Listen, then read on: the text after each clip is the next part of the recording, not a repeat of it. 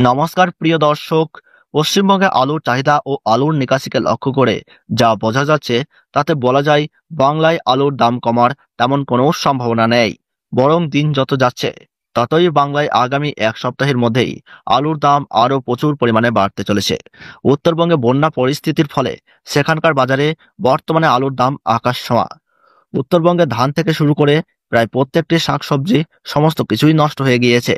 নদীর জলস্রোতে ভেসে আসা পলি চাষযোগ্য জমির উপর এমনভাবে আস্তরণ ফেলেছে যে চাষের জমিগুলি বর্তমানে চাষের অযোগ্য হয়ে উঠেছে।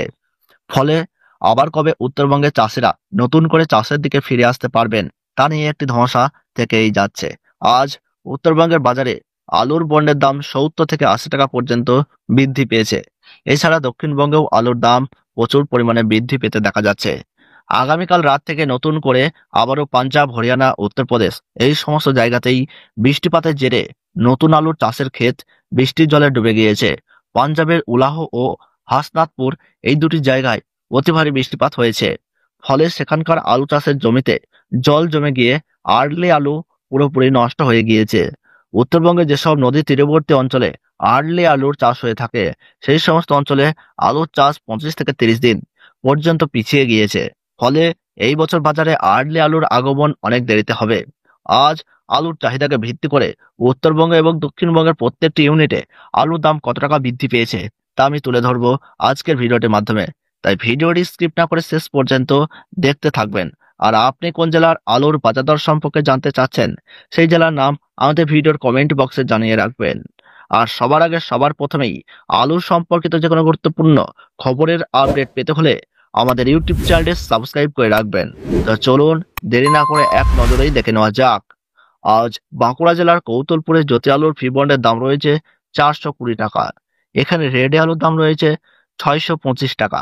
ডালা কোয়ালিটি আলুর দাম রয়েছে 690 টাকা এবং কৌতলপুরে পোখরাজ আলুর বন্ডের দাম রয়েছে 340 টাকা। হুগলি তারকেশ্বরে আজ জ্যোতি আলুর ফি বন্ডের দাম রয়েছে 460 টাকা।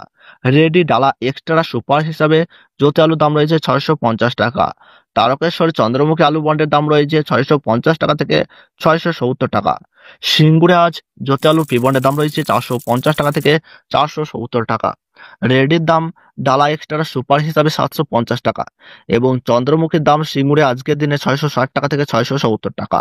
পশ্চিম মেদিনীপুর জেলার আমলাগড়ায় জ্যোতি আলুর ফি বন্ডের দাম আজকের দিনে রয়েছে 410 টাকা থেকে 430 টাকা এবং রেডি আলুর দাম রয়েছে 610 টাকা থেকে 630 টাকা 50 কেজি প্যাকেট হিসাবে। হুগলির চম্পাডাঙ্গায় আজ জ্যোতি আলুর ফি বন্ডের দাম রয়েছে 420 টাকা থেকে 450 টাকা এবং রেডি আলুর দাম গড় কোয়ালিটি হিসাবে 450 টাকা থেকে 460 টাকা।